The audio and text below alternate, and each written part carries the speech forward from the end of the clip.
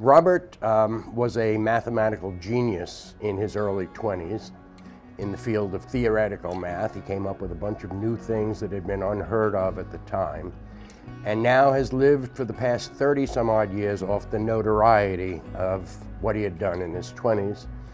And he's constantly tortured by the fact that he has not been able to come up with anything new in all these years. He's currently teaching math. He's a professor at the University of Chicago, and he's a very good teacher when he has all his faculties about him, which is unfortunately not all of the time.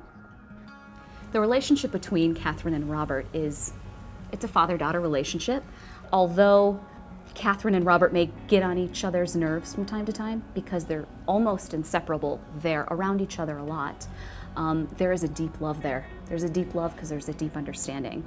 And I think maybe not frightening for Catherine is that she realizes how much she is like her father, and I think that her father sees a lot of himself in her. Tortured genius, I think of Mozart and Beethoven. You know, they say there's a fine line between love and hate.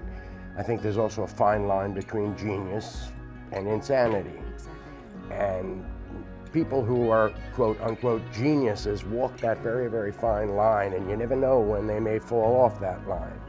Catherine and Robert are like two sides of the same coin. They're more than father and daughter, they're almost carbon copies of each other.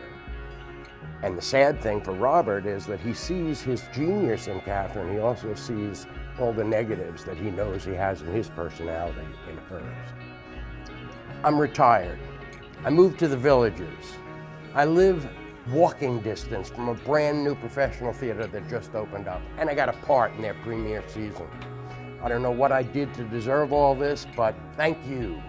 Huge honor to be a part of this opening season, and I've been anticipating, we've talked about it, I can't wait for it to start.